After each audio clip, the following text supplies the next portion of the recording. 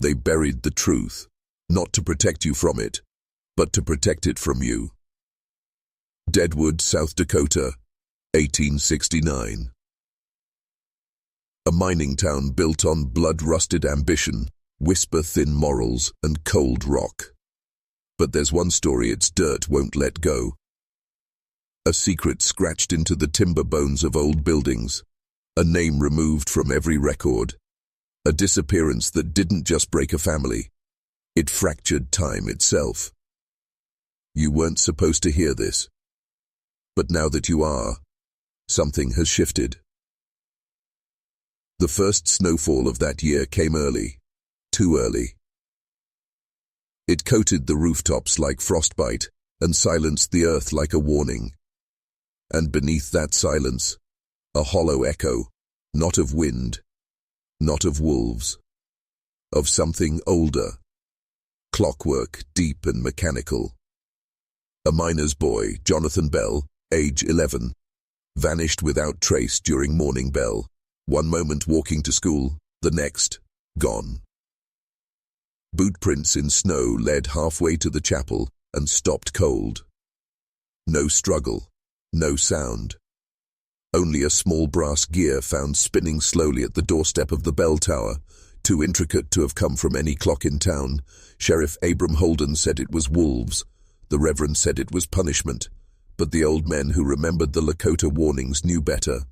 They said the ground beneath Deadwood was hollow. Not empty, hollow. Like something used to move through it, like something still does. The preacher's ledger began to change. Dates inked in reversed order. Names scratched out and replaced with the word tilted. And then came the knocking. Always in threes. Always from the walls. Always after midnight. You're not just hearing a story. You're entering it. Like the men who vanished without a fight.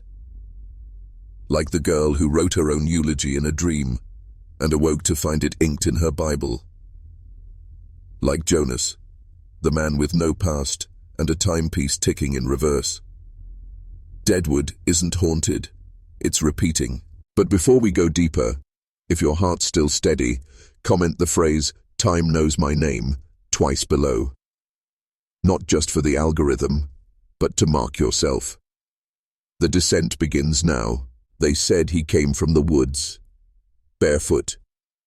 Coat soaked in black oil, though the sky was clear. A man too clean for the wilderness, too silent for company.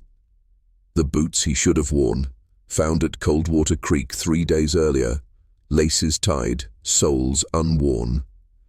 They belonged to Jonathan Bell, the boy who vanished. When the stranger arrived in Deadwood, time shifted.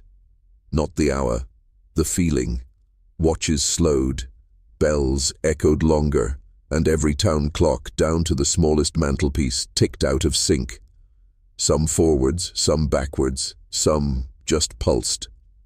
He called himself Jonas, just Jonas, no surname, no accent. He looked like he'd stepped out of a daguerreotype, or a dream. Sheriff Holden asked, "Where are you from?" He answered without blinking, "I'm from here, just not now." The townsfolk thought him mad. But madness doesn't explain what came next. Elsie Marin, the schoolteacher, had kept journals since childhood, always neat, always logical. But that week, her pages began to write themselves. Words she didn't remember penning. The clocks remember more than we do. He will return where the bell first rang wrong. Time is not a path, it's a circle, and it's closing. And in her handwriting, a name she swore she had never known, Jonas. Beside it, arrives before he leaves, leaves before he arrives. That night, Jonas was locked in the jailhouse. By morning, he was gone. No door broken, no bars bent. Just a spiral drawn in chalk on the stone floor with one phrase written in Latin. Backward. Tempus vigilat. Time watches. The preacher's dog refused to enter the room. The floorboards still warm, though the night had frozen. And here's the part that still makes men shiver when they say it aloud. 3 children, all under 10, claimed they saw Jonas walking through their dreams. He didn't speak. He pointed, always toward the same place. The old foundry barn, boarded since the fire of '61, where no clock should have ticked, and yet one always did. No one in Deadwood had entered the old foundry barn in 8 years, not since the fire that took 3 men and melted the iron crucifix into the floor. It had been left as it was, a warning in wood and ash. But something started ticking inside. At first, faint, a rhythm you could almost mistake for wind against the beams. But wind doesn't count seconds, and wind doesn't stop when you hold your breath. Sheriff Holden went alone. Said it was his duty. Said fear was for men who still had something to lose. He carried only a lantern and his father's Colt. But what he found inside, no weapon could silence. The pendulum was the first thing, still swinging. Polished brass suspended mid-air from nothing. No clock to hold it, no chain to guide it, just motion. Perfect, eternal. Above it, scrawled in white chalk across the rafters, "He is before and after." On the far wall, something new, a tall, unmarked grandfather clock, the kind no one remembered building or buying or owning. Wood too dark to be pine, too light to be oak. Glass pane warped like it had seen too much. Holden approached. The hands pointed to 12. Yet it made no sound, not a tick, not a chime, only a breath in the air, like the barn itself was holding back a scream. Then the surface rippled. Glass shouldn't ripple, but this did, like heat rising from a grave. And in the shifting reflection he saw it, his own face, aged a decade, then young again, then gone entirely, and behind him, a boy, Jonathan Bell, mouth moving, eyes wide, screaming silently, trapped in the clock, or behind it, or maybe ahead of it. Holden staggered back, dropped the lantern. Flames licked the floor, but they refused to rise. Fire, like time, was wrong here. He sealed the barn himself, boarded it shut, posted no explanation. But the next morning the boards were on the inside. The clock still stood, and every child in town had the same nightmare, a tick that never talked, a handless face, a voice from nowhere whispering, "Time doesn't pass here. It waits." It was behind the altar, not under it. Behind, hidden in the hollow wall of the First Trinity Church, beneath layers of false plaster and gilt. No one knew it was there, except the children. 6-year-old Clara Dempsey claimed the wall was breathing, said it hummed at night, said she heard it whisper her name during Sunday hymns. Most ignored her, as grown-ups do, until the wall cracked on its own. Clean, deliberate, and inside, a ledger, leather-bound, sealed in wax, still warm. The town's first preacher, Reverend Silas Quaid, had written every page in red ink. The year, 1861, 2 years before Deadwood officially existed. The ink, not quite crimson, not quite rust. He wrote of things that don't belong in sermons. He called them the waiting ones. They arrived before the gold, before the settlers, before the Dakota could name them. We found their signs etched in bone, spirals within spirals, maps to a place the sky forgot. They do not hunger, they remember. Silas wrote that the town was founded not around opportunity, but around containment. That Deadwood was a cage, and the people, its straw lining. That beneath the church, in the crypt no one remembered building, was an object wrapped in flesh, still twitching. The preacher held binding rites once a month. He never preached to the congregation, only to the box below. He bled into the soil. He read backwards from a blackened Bible. He marked the pulpit with 9 carved circles, each one deeper than the last. And when he died in 1863, no funeral was held. The ground refused to take him. They burned his body. It didn't smoke. It howled. The ledger ends with a final frantic page, scrawled in broken script and punctured by fingernails. The clock cannot be trusted. It does not count our time. I have sealed the door below. The floorboards are rotting but strong. If they knock, do not answer. Where?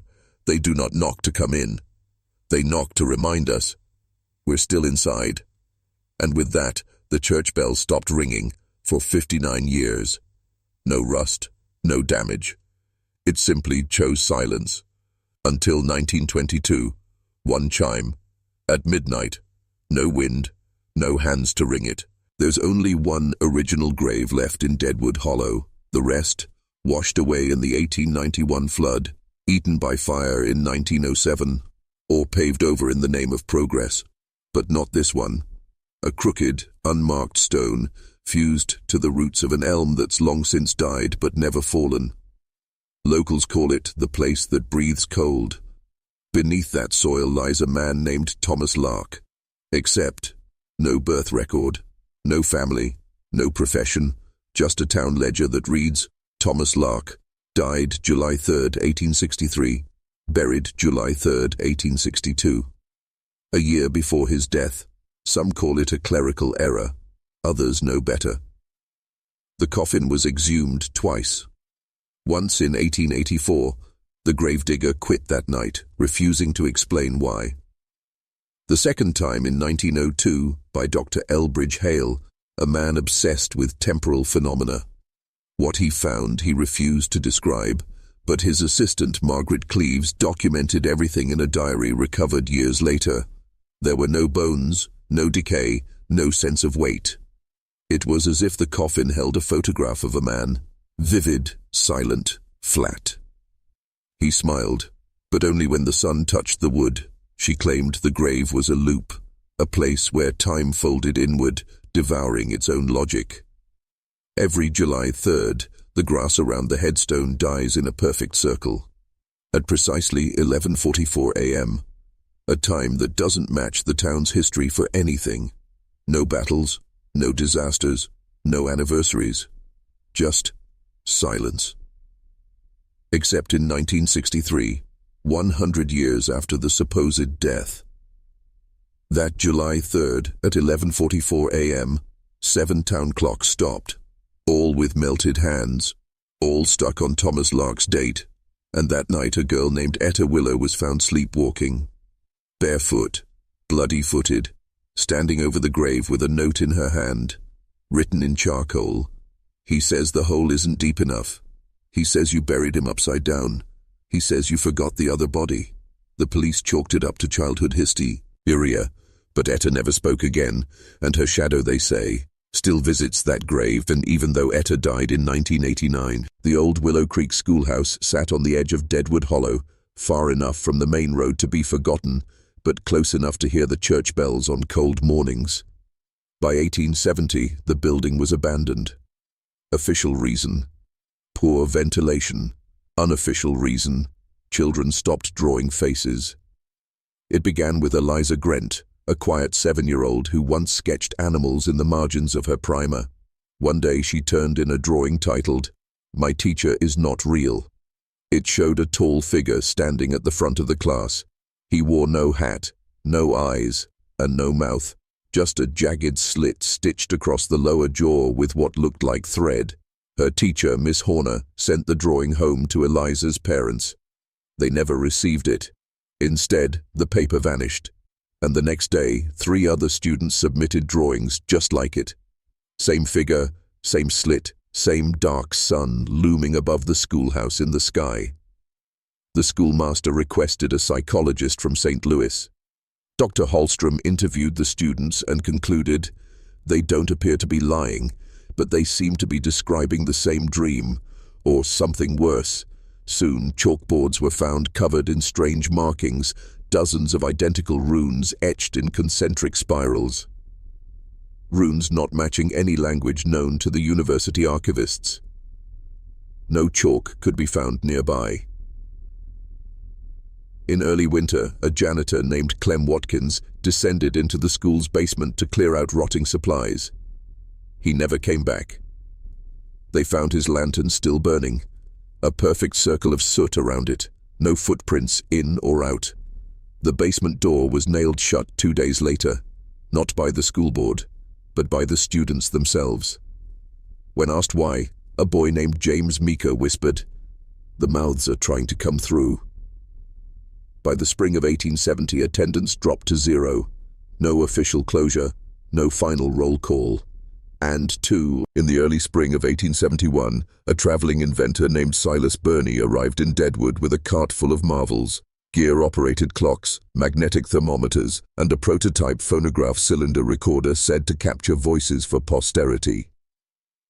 He offered to demonstrate it at the Deadwood Masonic Hall, and townsfolk gathered in fascination to witness it. Silas recorded a short monologue, a poem about the Black Hills, and played it back on the wax cylinder. It worked. But what came next should not have. The second cylinder, untouched by human hands, played on its own. Not wind, not static, but a voice. Gravelly, wet, slow. It whispered, "The mouths are many. The mouths, remember." People laughed nervously, thinking it a trick. Silas insisted it wasn't. He smashed the device in front of everyone and demanded the cylinder be buried. 3 nights later, someone dug it back up. That someone was Deputy Lawrence Fisk, a skeptic not known for superstition. He wanted to prove it was fake and brought it to Deadwood Church, where he could record his own voice over it. He turned the crank, spoke his name, then played it back. The voice that responded was not his. It was high-pitched and chittering. The words, "Your voice belongs to us now." The deputy went home, disturbed but unswayed. By morning, he was mute. His wife reported that when he tried to speak, only a buzzing, like hornets in glass, escaped his throat. He was sent to the asylum at Yankton. His records note one strange behavior. Every day at 3:12 p.m., he would mouth words silently and then try to eat paper. The cylinder vanished from the church shortly after. Some say it returned to the basement of Willow Creek School, but no one could confirm, because no one dared open the nailed door. A single note was found in Deputy Fisk's room before he died. It read, "The mouths can speak backward, but they do not forget who listens." In 1872, during the expansion of the Deadwood town square, laborers began digging to lay the foundation for a new bell tower atop Red Chapel Hill, a windswept rise rarely visited. The site had once been a Civil War watch post, but by then it was just weeds, old fencing, and a few long-forgotten grave markers, eroded smooth by weather and silence. Around noon, they struck a casket of dark walnut, unmarked and far older than the rest. What shocked them wasn't its presence. It was what was inside. The woman's body was perfectly preserved. No decay, no stench. Her skin pale as candle wax, eyes shut, fingers folded gently. Pinned to her dress was a brittle note. Her name was Mariah Ellen Thorne. She died before she lived. Do not ring the bell above her. No one could find any record of her in Deadwood.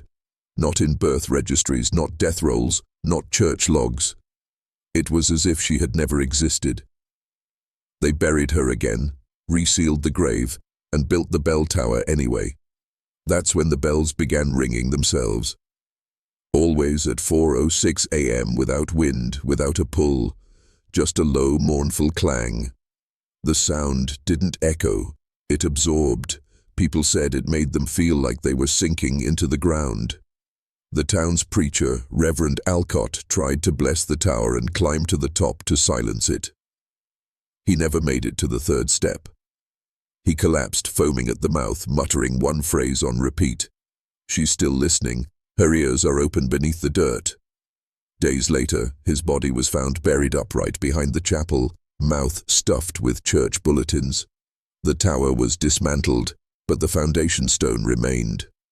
Locals say that every spring, when the snow melts, you can still hear 3 rings from beneath the soil, even though there's no bell left to ring. And each year a crow is found dead at the site, with one eye missing and its claws gripping a lock of human hair. In spring of 1873, Deadwood appointed a new schoolteacher, a young woman named Annabeth Crowley, barely 22 but sharp as a blade. She had come from Boston, bringing strict discipline, a box of Latin texts, and a habit of tearing pages out of books she deemed unfit for young minds. Within weeks, the classroom was silent. Too silent. The children stopped laughing, stopped playing, stopped blinking. Annabeth had a rule. The past is poison. Forget it, or it will swallow you. She removed the old history curriculum, local folklore, mining superstitions, native legends, and replaced it all with strict memorization of Roman law and English grammar. No more stories of the grey man in the hills. No more whispered tales of the vanishing 10, the miners who walked into a shaft and never came out. One night, a boy named Thomas Bell stayed late for punishment. He was caught drawing a stick figure with no eyes, labelled Sir underneath. The next morning, he was gone. His desk was covered in tiny red handprints, no bigger than a sparrow's, and his slate board had one sentence carved deep into it. You cannot erase what remembers itself. Annabeth dismissed it as nonsense until she started hearing scratching sounds beneath the schoolhouse floor. At first, she blamed mice. Then came the breathing. Shallow, measured, waiting. She nailed shut the trapdoor to the root cellar. But on the 11th night, she returned from a teacher's meeting to find every student sitting upright in their desks, mouths sewn shut with black thread. Not crying, not screaming, just waiting. On the chalkboard behind them, written in perfect cursive, was a message she never taught them. History is not yours to deny. It is hers. Annabeth fled Deadwood that night. But years later, her bones were discovered in the school's root cellar, dressed in the same clothes she wore when she vanished. Her fingernails had been used to carve Latin phrases into the stone wall, over and over.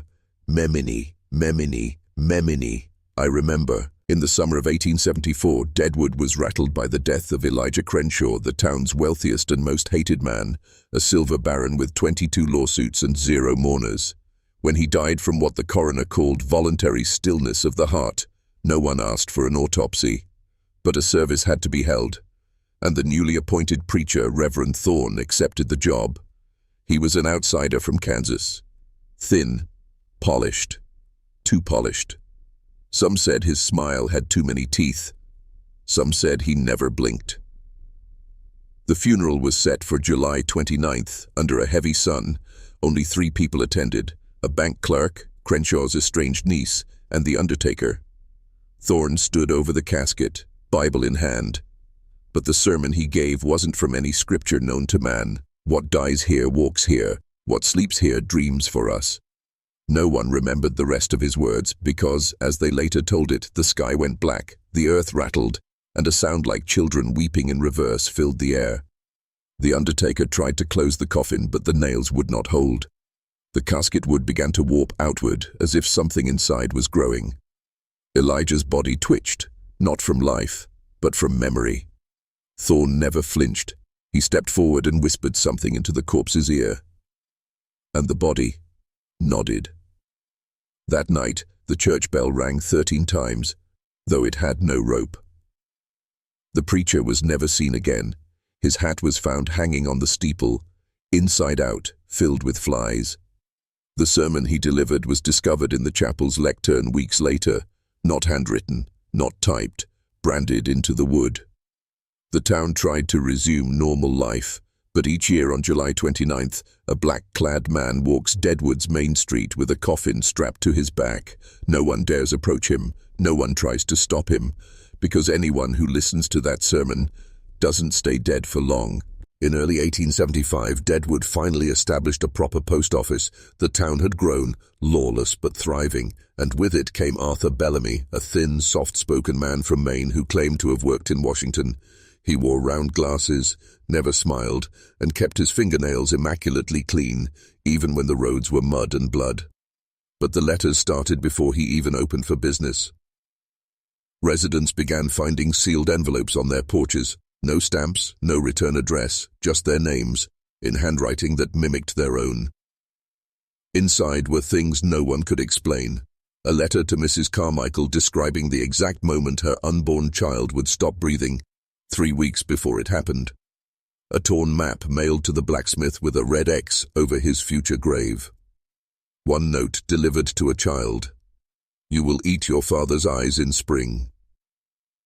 Most people ignored the warnings. They shouldn't have. Bellamy denied any knowledge, said the letters weren't from him, said he never handled a single one. But someone saw him, late at night, opening every box, not placing envelopes but listening to them, holding them to his ear like seashells, smiling at the screams he claimed he couldn't hear. By autumn, 27 residents had received death mail. 27 had met fates that defied physics, medicine, or explanation. Sheriff Rowe tried to arrest Bellamy, but the postmaster handed him a letter that simply read, "Read this if you want to live. Burn it if you want to see her again." The sheriff read it. He shot himself the next day. One winter morning, the post office burned to the ground. Locals swear no one lit it. They say the flames were cold and the smoke spelled out names. Bellamy vanished. No one saw him leave. But every year since, on February 11th, each mailbox in Deadwood contains a single envelope, written in charcoal, sealed with a yellowed thumbprint.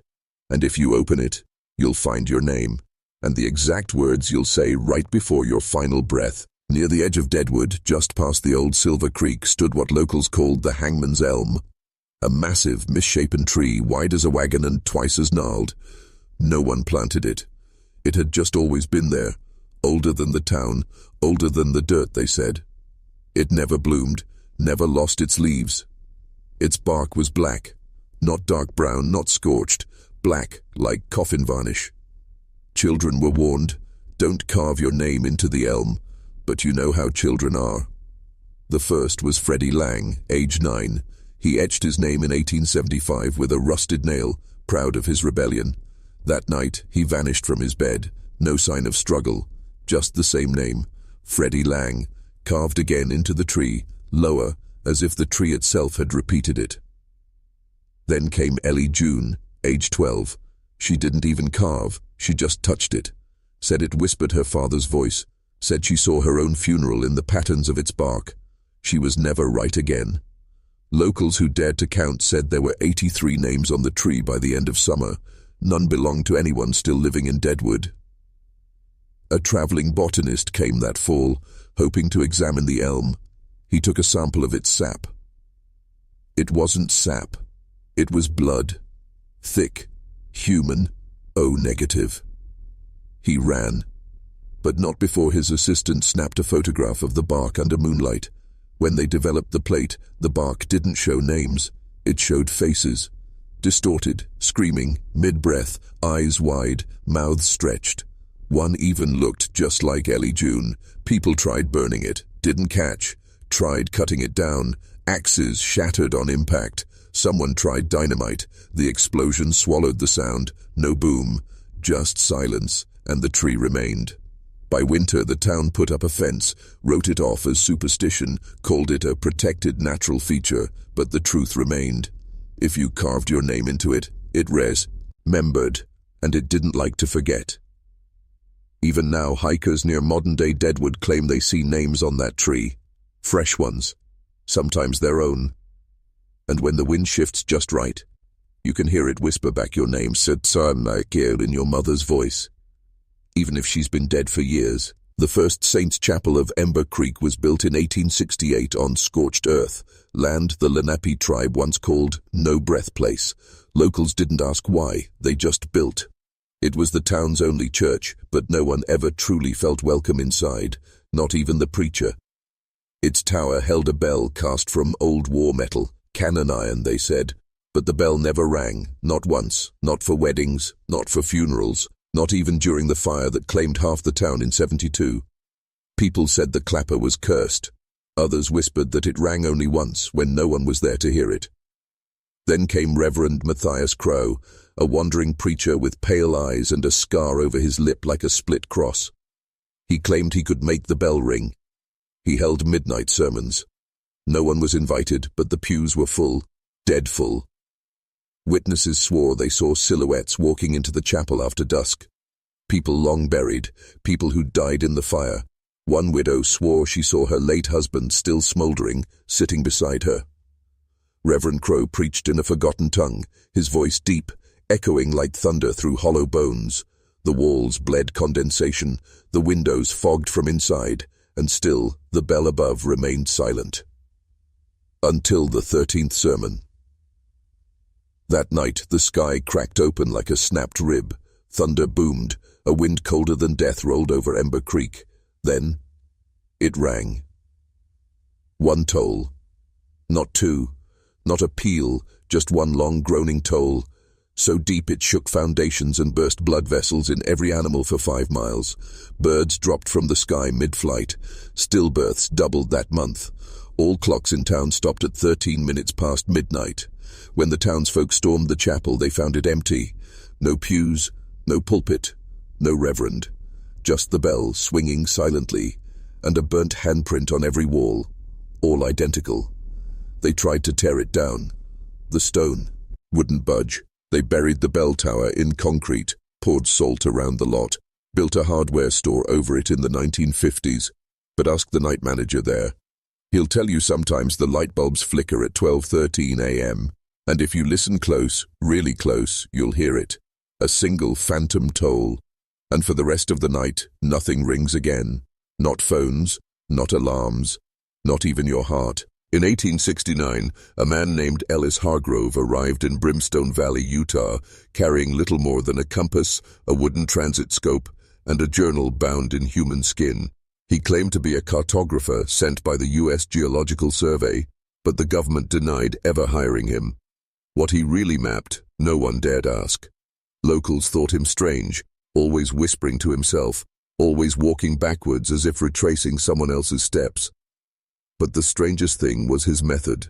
He never looked at what he was mapping. He'd set his equipment up, blindfold himself, and draw with his eyes shut. When questioned, he'd murmur, "The land remembers. Better when unobserved." Weeks passed, then months. No one saw inside his tent. He wouldn't let anyone near it, and those who peeked swore it was filled with moving shadows, even during noon sun.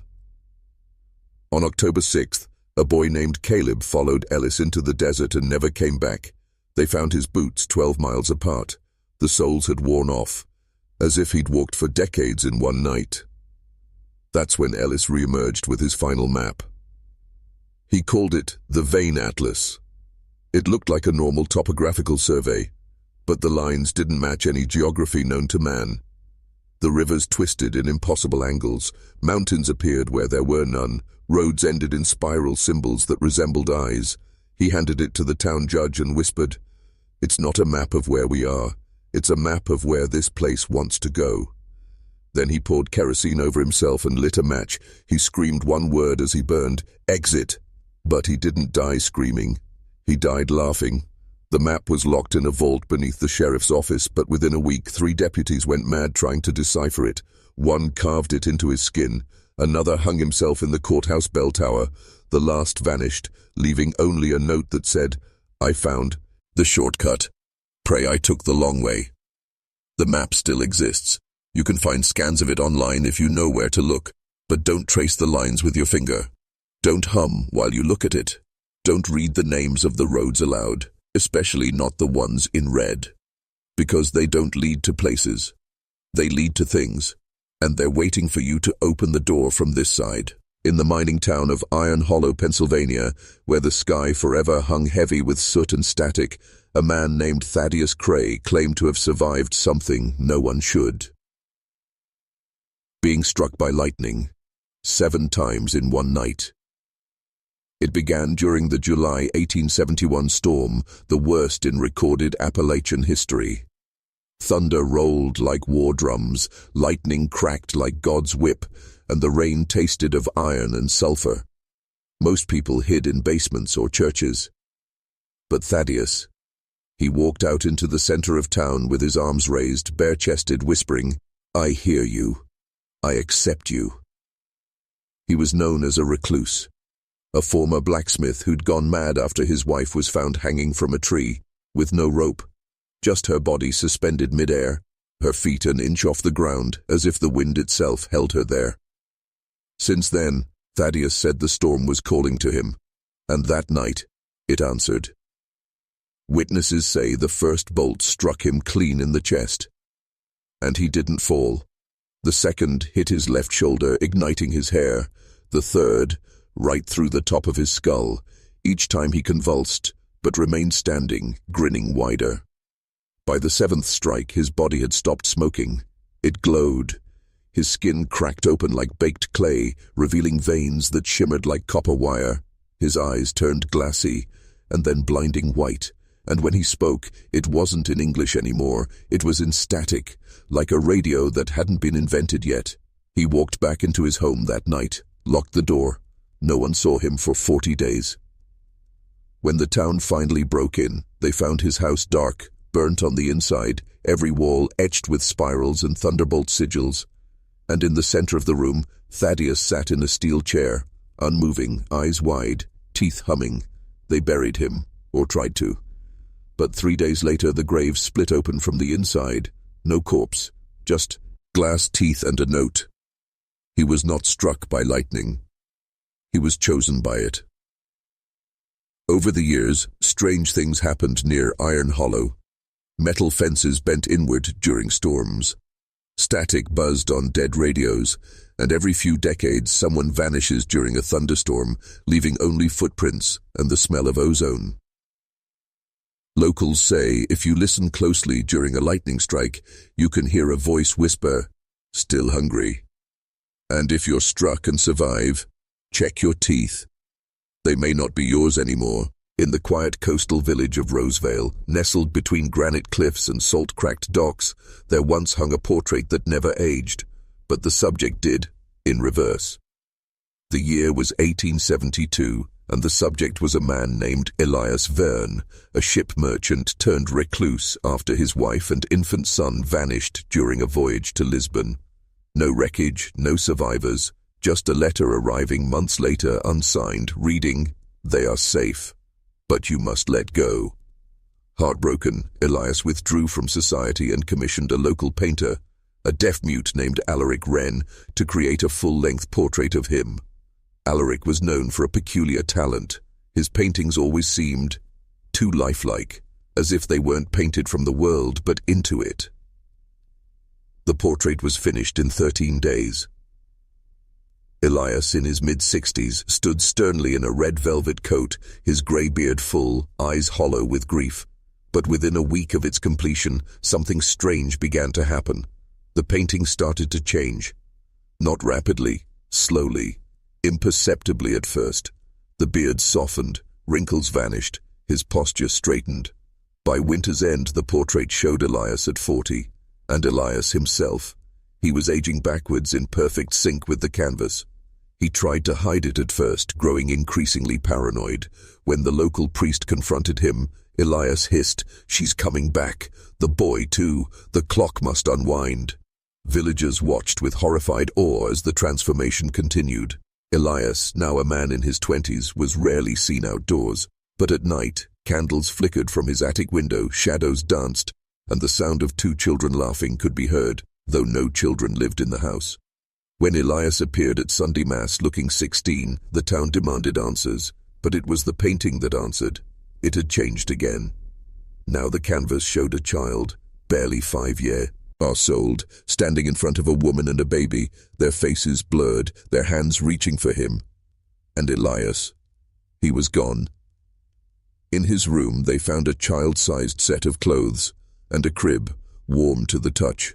The portrait had disappeared from the wall. In its place was a different painting, a rocky coastline, a distant ship, and 3 silhouettes waving from the surf. Alaric Wren, the painter, vanished the next week. And in Rosevale, there's an unwritten rule: never commission a portrait from a stranger, especially if they arrive in winter, especially if they ask for no payment. Because what they're painting may not be you. Bellwater, Michigan, a name born from sound, but not the kind that warms you, the kind that echoes through water and shouldn't exist. In the summer of 1873, Bellwater's man-made lake had been peaceful for 2 decades, created when the town dammed the Greenvale River to power mills. A small village called Marrow had been drowned in the process, its church, graveyard, and home swallowed by the rising waters. The town forgot. The water covered the guilt, until the bells began to ring. It started on June 14th, during the wedding of local baker Jonah Mull and seamstress Elsie Fair. As the couple exchanged vows near the lakefront chapel, a deep clang rang out across the surface, mournful and slow. Everyone heard it. The chapel had no bell. The sound repeated every night at midnight. One toll, then two, then three, each night one more toll. By the seventh night, a woman was found by the lake, barefoot and soaked, muttering the Lord's Prayer in reverse. She claimed she saw children walking across the lake, not on it, but under it, their hands pressed to the underside of the water like glass. The eighth toll rang for nearly an hour. Locals tried diving to the lake bed. Nothing.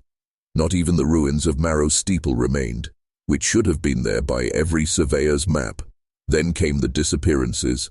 Livestock first, then children. One boy vanished from a locked room. His bed was wet, his shoes neatly placed by the fireplace. On the 10th toll, every cross in the chapel turned upside down.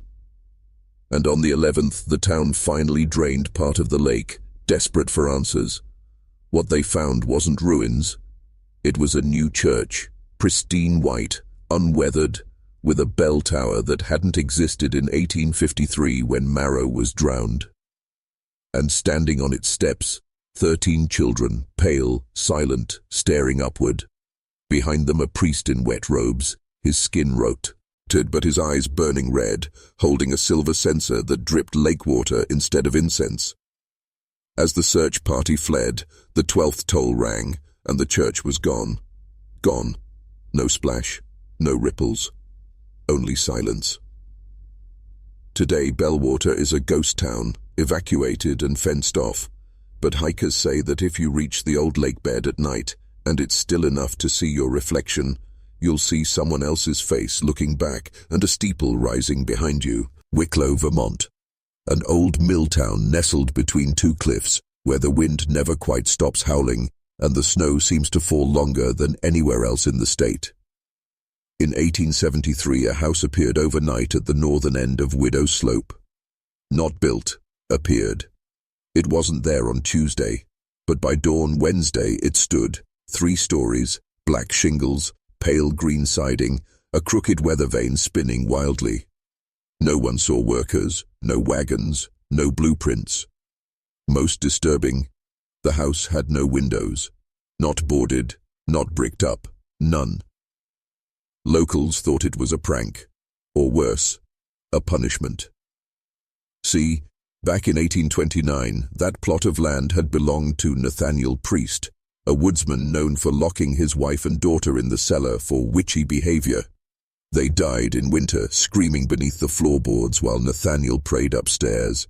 The town hanged him, and nothing was built on the land since. Until this house. Children dared each other to knock. None made it past the front gate. The air turned too cold. The trees bent away from it. One boy swore the house moved slightly when he wasn't looking. Then, on October 3rd, 1873, lights appeared inside. A dull orange glow flickering behind the black wood, as if behind curtains that didn't exist. No doors opened, no sounds came, yet the light pulsed, like breath. That same week, a man named Garrett Ruth, a traveling photographer, set up a tripod across the valley. He wanted to capture the strange silhouette of the windowless house at dusk, but when he developed the plate, he fainted. There were faces in the house. Not people, faces. Hundreds, pressed against the walls, mouths wide open, eyes unblinking. Some were upside down, some were twisted like wet cloth, some looked too much like people Wicklow knew and had recently buried. Garrett vanished the next night. His tripod was found still standing, camera Ted, glass fused to the metal. Then came the singing. Every night, exactly 2:14 a.m., a chorus of voices would rise from within, high-pitched and sickly sweet, the kind of sound that made you want to peel your skin off just to stop hearing it. 3 weeks later, the house vanished. Gone. No debris, just grass. Except for one thing. On a tree nearby, carved deep into the bark, was a message no one claimed to write. "We only left because you weren't ripe yet." Ravenstead wasn't even on most maps by 1874. A frontier settlement clinging to the misty cliffs of southern Oregon, it had more trees than people, more secrets than sermons. But what everyone did know, what no one ever talked about, was the orchard. 12 acres, gnarled apple trees unnaturally tall, their limbs twisted like broken fingers. No birds ever perched on them, no fruit ever dropped. The orchard was owned by Elias Fenn, a former preacher who'd been excommunicated for heresy in Boston. He claimed the orchard spoke to him. He said its roots were hungrier than God. In the spring of 1874, Elias started holding burials in the orchard, but not for the dead, for the unwanted. It began with livestock, then pets, then children. The town turned a blind eye until a schoolteacher, Annabelle Royce, went missing. Days later, her bonnet was found nailed to an orchard post, dripping with what looked like sap, but stank like something else. Deputy Marcus Broyle rode out alone one foggy morning to confront Elias. He didn't return. 3 days later, his horse came galloping back, riderless, foam at its mouth, hooves blackened and cracked like it had galloped across fire. The sheriff formed a posse, 8 men. They entered the orchard after dusk. Only 2 came back. They said the ground was breathing, literally rising and falling in slow rhythm. The trees whispered in a language that didn't use words. And at the center of the orchard, they found a hole. A perfectly round shaft, 8 feet wide, rimmed with red moss. It smelled of milk and rust. Inside they saw it.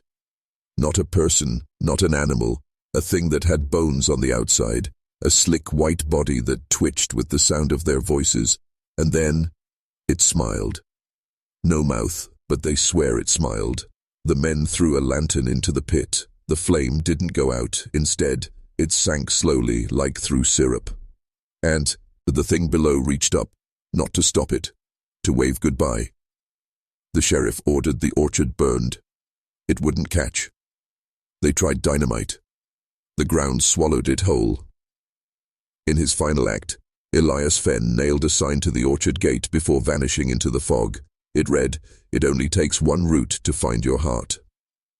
To this day, the orchard still stands. The apples are black now. They hum in the wind. And every fall, one child disappears from Ravenstead. They say it's the orchard asking politely. In 1875, Dunn's Chapel was just a hamlet of whispering pines and unmarked graves, nestled at the edge of a moss-soaked bog locals called Gravedigger's Hollow. They say the hollow got its name because no coffin stayed buried. Every spring, like clockwork, the ground would heave and the dead would rise, not as spirits but as reminders, bodies perfectly preserved surfacing with their hands folded and eyes wide open. The elders claimed it wasn't evil, it was correction, the earth rejecting what it wasn't finished with. And then came the wedding. The bride, Evelyn Crane, arrived from Charleston. Delicate, educated and pale as fresh snow. She came to marry Jonathan Tull, the only son of the town's undertaker, a man with silent eyes and dirt always beneath his nails. No one ever saw Evelyn smile. She walked the chapel aisle like she was being led to the gallows. And yet, the wedding went on. But the moment Jonathan placed the ring on her finger, the wind shifted, the sky turned green. A low moan rose from beneath the chapel floorboards. Several pews splintered from within, as if something was trying to crawl up through the wood. Still, the preacher declared them man and wife. That night, Evelyn vanished. Jonathan claimed she went walking and never came back. The bog had taken her, he said. Everyone wanted to believe him. Until a week later, when children playing near Gravedigger's Hollow found a wedding dress snagged on a crooked branch, clean, not a speck of mud or blood, just bone-dry silk and a single pearl button clenched tight in a dead crow's beak. The town held a quiet search but found no sign of Evelyn. Still, every year on their anniversary, May 19th, a strange thing would happen. A bridal veil would appear on the chapel door. No one ever saw who placed it, and by morning, a new grave would be open in the hollow, freshly dug but empty. Then, in 189, 16 years later, a boy dared to spend the night at the chapel on May 19th. He didn't survive. They found him sitting upright in the front pew, mouth wide in silent scream, a pearl button sewn into each of his eyelids. On the altar was a message scrawled in blood across the Bible. "You buried me wrong." Now no one marries in Dunn's chapel. The doors are nailed shut. But if you ever walk past on a warm spring night, you might hear the rustle of silk and the soft, wet dragging of a train through grass. They say Evelyn is still waiting for her real wedding day, and she's not picky about the groom anymore. They say Echo's Reach was named for the sound that never stopped, not the birds, not the wind, not the ice cracking underfoot, but something deeper, a voice beneath the lake, calling in lullabies. The settlers arrived in the spring of 1875, Scandinavian immigrants mostly, families hardened by sea storms and frost. They built cabins in a ring around the still, glass-black lake. No one swam in it. No one dared fish. They said it had no bottom. And on clear nights, when the moon was just a sliver, you could hear a baby crying, muffled and distant, like it was stuck between layers of water and time. That same spring, tragedy struck the Lindahl family. Their infant daughter Ingrid vanished from her crib. The windows were shut. The door was bolted. No footprints in or out. Just the cradle, gently rocking. In panic, the townsfolk blamed wolves, spirits, even a drifter who'd passed through a week earlier. But the Lindahls, they knew. Ingrid's mother stood at the lake's edge for hours that night listening. And when the crying came again, she whispered, "That's her. She's not gone. She's just beneath." They tried to drain it. The whole town came together with buckets, pumps, prayers, but the water never lowered, not even an inch. Then came the dreams. One by one, the townspeople reported seeing the same thing, a wooden cradle floating just beneath the surface, untouched by rot or time. Inside it, a baby, not dead, not alive, just staring, with eyes blacker than coal and skin like carved porcelain. Some woke to find their feet wet. Others woke to dirt under their fingernails, though they hadn't left their homes. And then more children began to disappear. 3 that summer, 2 in autumn, 1 on Christmas Eve, always from locked homes, always without a trace. Desperate, the town held a ritual.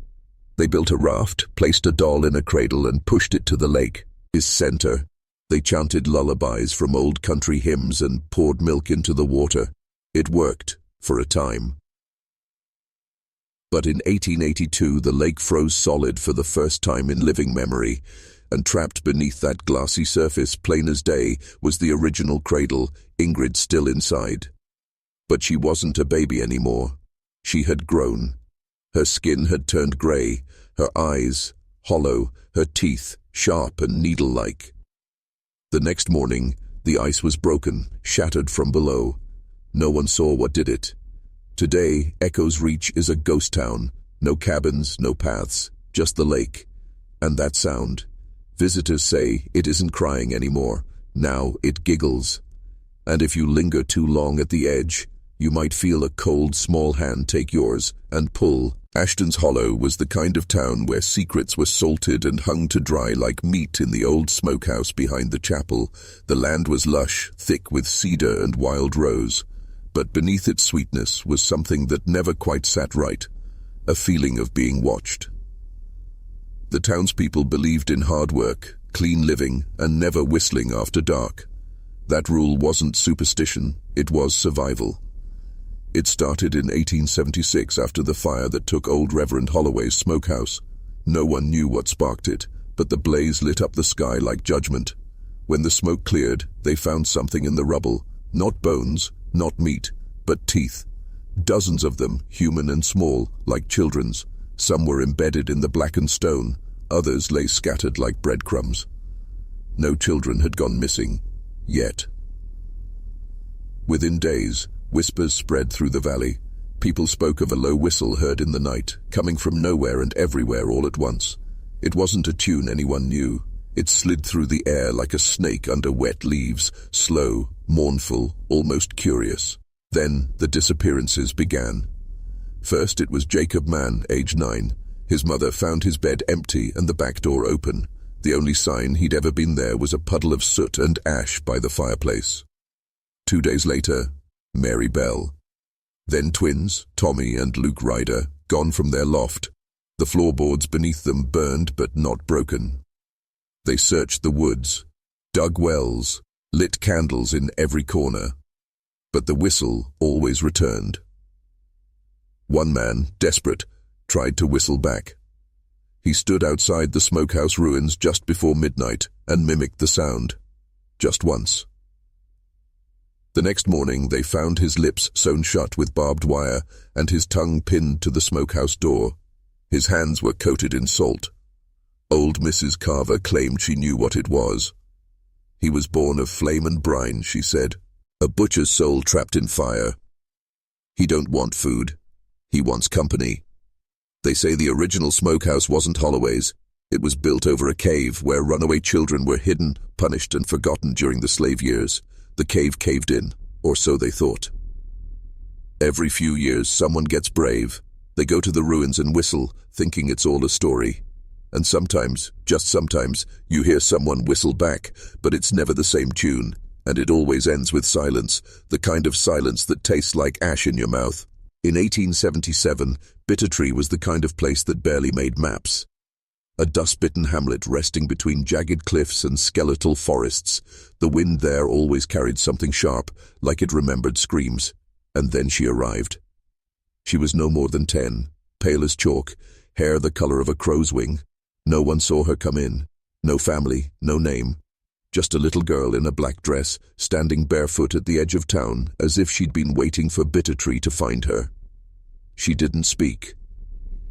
But that night, for the first time in years, birds returned to Bittertree. Crows, thousands of them, filling the trees, the rooftops, even the church steeple. Their cries echoed through the town, a ragged chorus of alarm. Some called it a miracle, others weren't so sure. Because that was also the night the graves began to bleed. Not all of them, just one, Agatha Merrins, dead 12 years, died childless, died screaming. Come morning, her grave was soaked through with thick, dark blood, oozing from the seams where the dirt had cracked. The crows swirled above it like smoke. The girl, still mute, was found sitting by the headstone, stroking a crow that perched on her shoulder like a trusted friend. They tried to question her. Father Elias even brought holy water. The crow bit him. The girl smiled, and every night after, another grave wept blood. Some say they heard knocking from inside the coffins. One man swore he saw his dead mother walking past his window, her feet dragging, her eyes full of crows. The townsfolk begged the sheriff to act. He ordered the girl to be taken to the edge of the valley and left there. He told the men, if she's not gone by sunrise, shoot her. They didn't get the chance. Because that night, the sky above Bittertree turned black, not with clouds, but with feathers. Crows darkened the moon. They burst through windows, tore through shutters. Clawed the eyes of men, women, even children. Screams were drowned beneath the sound of wings. Come morning, Bittertree was silent. No bodies, no blood, just feathers, and the girl, gone. But if you hike through that valley today, if you're stupid enough, you might find a place where no sound exists, no wind, no birds, just an empty grave with no name and a single crow feather pressed into the soil like a seal. And if you sleep too close, they say you'll dream of her face. And when you wake up, you'll be missing your tongue. It was the kind of town that shouldn't have existed, a crooked collection of cabins built along a dried-up riverbed, half swallowed by cornfields and silence. Harper's Ditch, they called it. Legend said the original Harper drowned himself digging it. But no one left, not even after the children disappeared. Not right away. It started with a sound, a wind chime, always at night, always just before a child went missing. But not the kind of wind chime you'd hang on a porch, no metal, no wood. It was the sound of teeth tapping together, hundreds of them, delicate, rhythmic, ting, ting, ting, and then one of them would vanish. No signs of struggle, no broken locks, just a bed still warm and sometimes a single fingerprint on the window, pressed from the inside. By the third child, parents started tying their children to their beds. Rope, chains, prayer. None of it worked. The sound would come, soft at first, like it was walking down the hallway, then louder, and then the child would be gone. The only thing left behind was always the same. A wind chime hanging in the child's place, made from tiny human teeth, strung together with strands of black hair. Dr. Morris, Harper's only physician, tried collecting the chimes. He burned them, buried them, tossed one down the well. Nothing stopped it, until he took one apart, and inside, wrapped inside a hollow molar, he found something. A note, written in blood, and in a child's hand. It said, "We didn't go alone. We opened the door, and now it's inside." That night, Dr. Morris disappeared too. No wind chime, no note, just a floor covered in his teeth, not pulled out, grown out, like they'd bloomed from his skin. By then, there were only 8 children left in Harper's Ditch. The town formed a circle of salt, of crosses, of bones. It made no difference, because the next night, there was no wind chime, only silence. And in the morning, the town was empty, all of it. Every house, every field, every soul, except the schoolhouse. Inside it stood 24 desks, and on each desk a wind chime swayed in still air, made from teeth too small, too white, too fresh. And if you go to where Harper's Ditch once stood, they say the corn won't grow, not a single stalk, because the soil remembers, and it whispers back when the wind moves just right. In the fog-choked town of Deadwood, where the trees grow too close together and even the moon looks lost, there was once a house that didn't show up on maps. It was an orphanage, they said. No sign, no records, just a long, crooked manor deep in the pines, hidden behind thornbrush and a gate that refused to rust. Locals whispered its name only once, the Vale. No one could remember when the children started appearing in town, pale-faced, stiff-spined, always barefoot even in snow. They never spoke, never blinked, and when asked where they came from, they'd answer the same way, from behind the veil. At first they were tolerated, given scraps, coats, old shoes, but then strange things started happening. Milk curdled overnight, dogs gave birth to stillborn litters, glass shattered without being touched, and always the orphans would be watching. One by one, the townsfolk turned them away. The children would return to the woods silently, leaving behind only their footprints, never leading in the same direction. Then came the disappearances. It wasn't just people. Entire families, whole households erased, as if they'd never existed. Beds unmade, fireplaces burning, soup still warm, but no one inside. Only the faint smell of iron and flowers. And in every house left behind, one thing remained. A veil, thin and grey, draped over a chair or a crib or a mirror. Nobody could explain it. Until the midwife, Nora Gray, dared to go to the manor. She left a trail of salt as she walked. She entered the veil at dusk and was never seen again. But in her place, something was left in the center of town. A child, a girl, eyes sewn shut with golden thread, hair white as ash, and around her neck, a note stitched into her skin with horsehair. She saw too much. Now she belongs to the veil. That winter the snow didn't melt. The trees bled sap that smelled like LK teeth, and every door in Deadwood, nailed shut or not, opened at the same hour each night. Locals say the orphanage still stands in the woods, but no one ever finds it twice. Some hear crying in the fog, some see veils fluttering from high windows, and some, they simply vanish. But if you're very quiet and the trees are still, you might hear a lullaby, sung by dozens of children, from just behind the trees, and just behind the veil. At the edge of Sparrowshade, a quiet hamlet surrounded by glassy lakes and iron-colored pines, there once stood a textile mill, unlike any other, the Glimmer Mill. Its walls shimmered even on moonless nights, its windows glowed faintly from within, though no lamps ever burned, and its machinery, gleaming brass gears and silk-threaded belts, was said to run without steam, fire, or water. Locals whispered that the mill was cursed, but no one dared say why. Because it paid, and it paid well. Men who hadn't eaten in days left the mill with gold coins warm to the touch. Girls as young as 10 returned with spools of silk that never unraveled. The owner, Mr. Thaddeus Glint, never appeared in daylight, but left instructions in elegant red-inked letters pinned to the factory walls. Each morning, enter through the side gate, don't turn left on the 3rd floor. Do not speak to your reflection in the cooling mirrors. Never wear the same name 2 days in a row. They called them the Glimmer Rules, and breaking them meant more than being fired. On October 13th, 1880, at the stroke of 3:03 a.m., every bell in Sparrowshade rang, not for a wedding, not for a fire, but because someone had broken the rules. By dawn, the town's fog had turned crimson. Hundreds gathered at the gates. No one emerged, no screams, no sound. Just the steady whirring of machinery.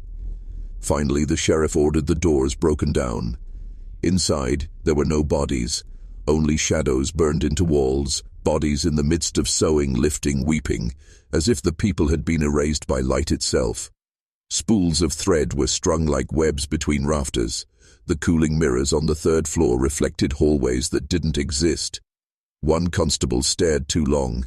He began to speak in reverse, his mouth bleeding with each syllable.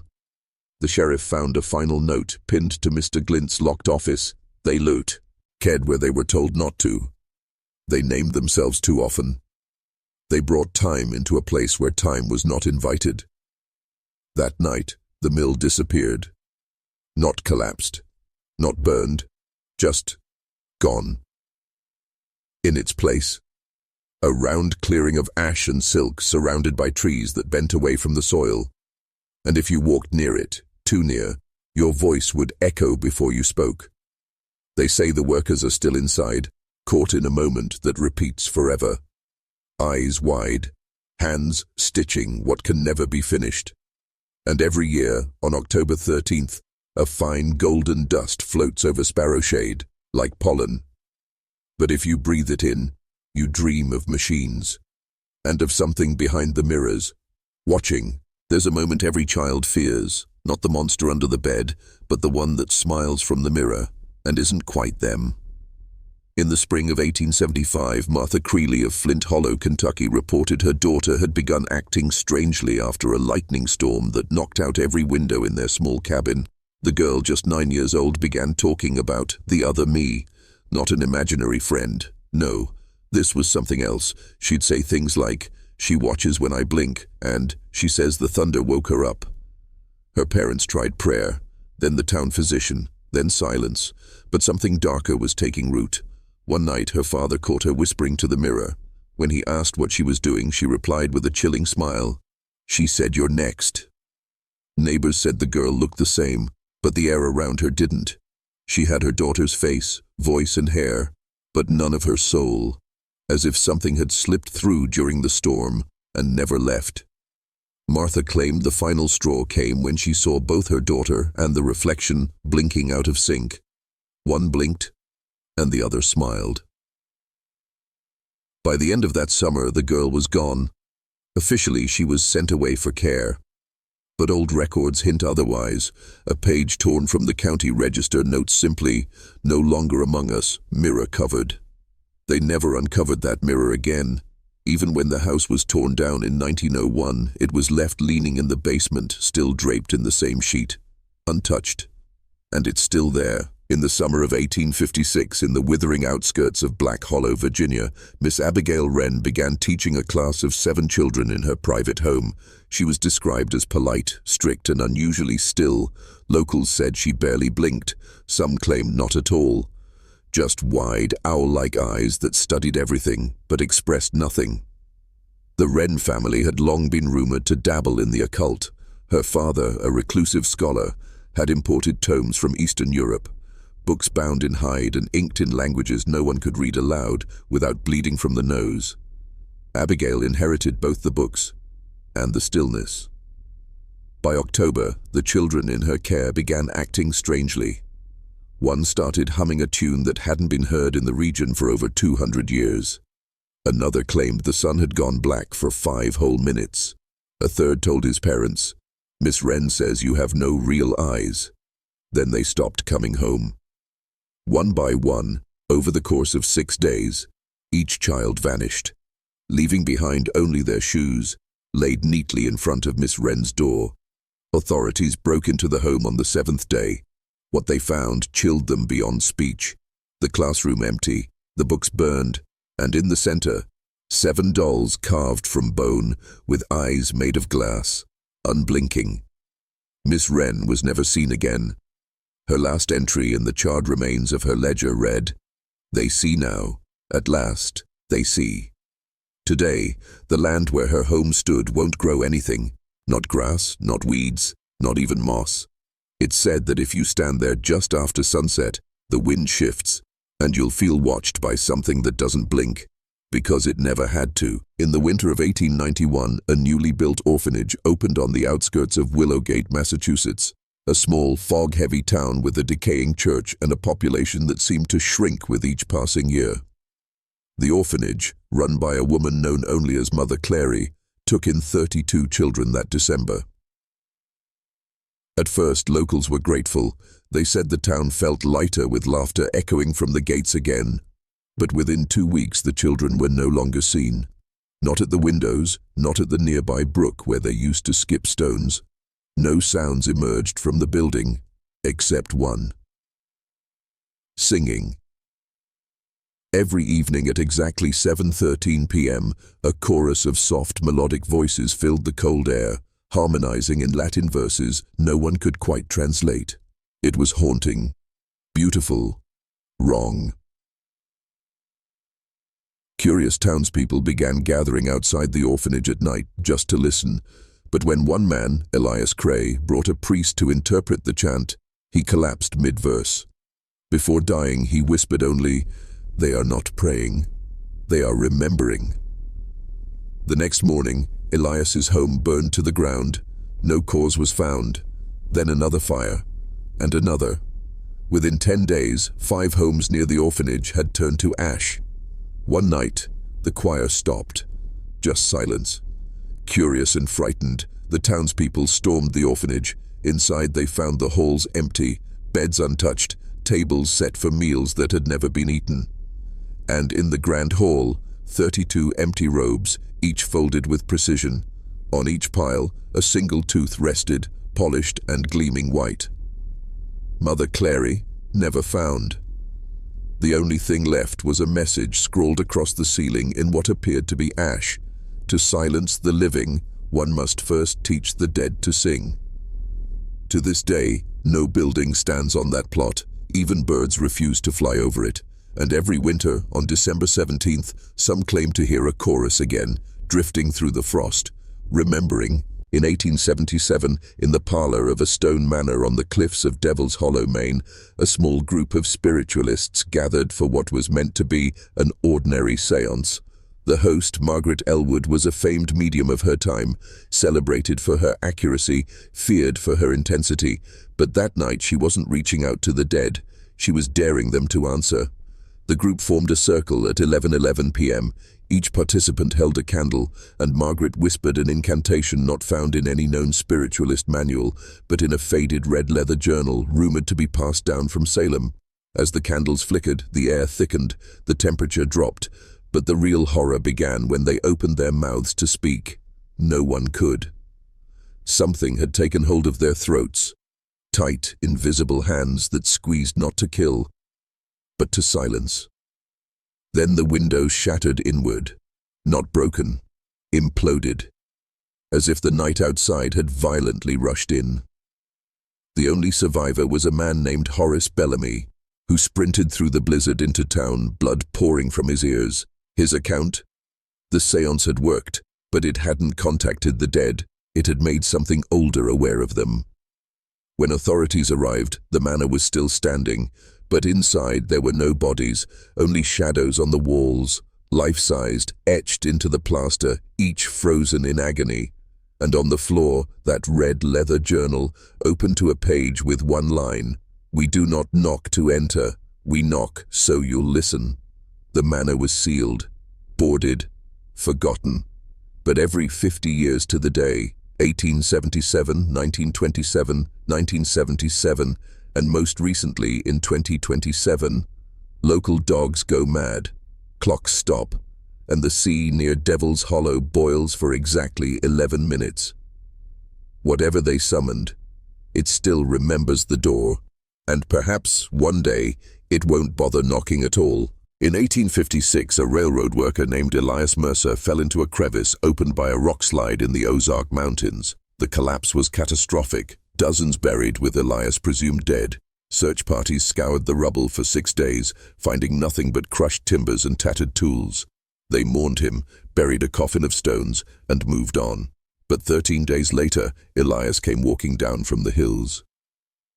He was barefoot, shirtless. His overalls were torn, but untouched by dirt or blood. More alarming than that was his silence. Elias didn't speak, not even to his wife, not to his crew. He simply stood in doorways, watching, listening, and at night, he hummed. Not a melody, but something like a rhythmic droning, low, wet, vibrating in a way no human throat should produce. His return should have been a miracle, but it wasn't. Within a week, neighbors started having nosebleeds at the same time each night, exactly 2:11 a.m. Animals grew frantic in his presence, backing away with fur standing on end. Children said they saw his reflection blink after he turned his head, and in town, clocks nearest Elias began ticking backward whenever he passed. Then came the dreams. Townsfolk reported visions of an endless tunnel beneath the earth, with bones embedded in the walls and a pulse thudding through the stone like a buried heart. In every dream, Elias waited at the end, mouth open, arms outstretched, but eyes completely hollow. When the townspeople finally tried to confront him, Elias simply vanished. His bed was still warm, his boots still by the door, but no trace of him was ever found. They dug out the crevice again. Nothing. But that wasn't the end. Every 7 years, someone in that region disappears without a trace, always near the old tracks, always after a thunderstorm. And the last sound anyone hears, a low, inhuman humming, rising from the soil like the mountains are remembering Elias. And whatever brought him back, not quite right. Along the jagged shoreline of the Bonneville Salt Flats in Utah, long before the land was barren and gleaming white, there was water, deep, icy, and filled with secrets. Locals tell of a woman named Margaret Sills, a midwife and healer, who lived alone near the edges of the ancient Salt Lake in the early 1800s. She was quiet, helpful, and oddly untouched by age. Over 40 years, she delivered nearly every child in a 50-mile radius, and not a single one was stillborn. People whispered that her hands were kissed by angels, but not everyone believed that. Some said her cottage smelled like brine and blood, that her water jugs were always full, even in droughts, and when a severe storm hit in 1839, 3 infants went missing from separate villages.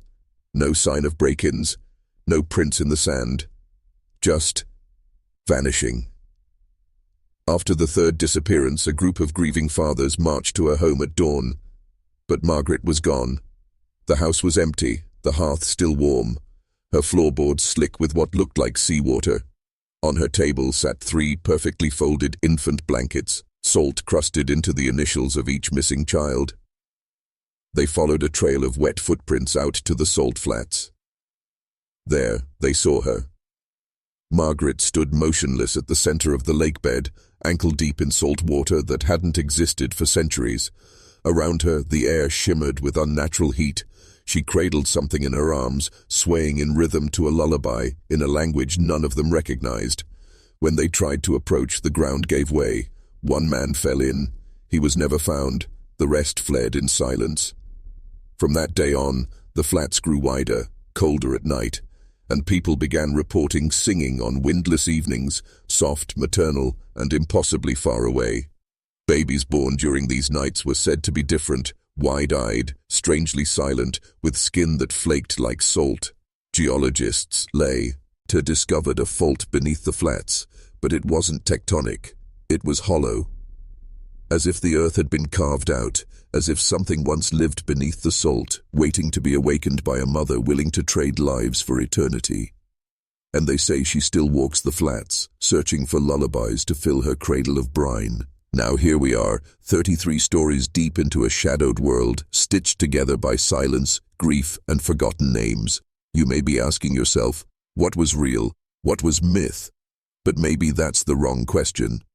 Maybe the right question is, why do we keep burying the same stories over and over again, only to dig them up generation after generation with trembling hands? The abandoned twins of Ash Hollow, the singing under the salt flats, the cursed bride in the attic, none of them are fully gone. Because every town has a locked room, every family has a name they don't speak, and every soul carries an echo of something they were taught never to ask about. But if you've made it this far, something in you already knows. The past doesn't die. It waits, patiently, under floorboards, in burned photographs, between pages torn from family Bibles. Sometimes it even puts on a smile and answers the door. We've walked together through 33 places that the light forgot. But the truth is there are thousands more. These stories weren't the end. They were a map. And maybe you recognize a few of the landmarks more closely than you expected to. A crooked tree like one in your backyard. A name whispered that sounds too much like your own.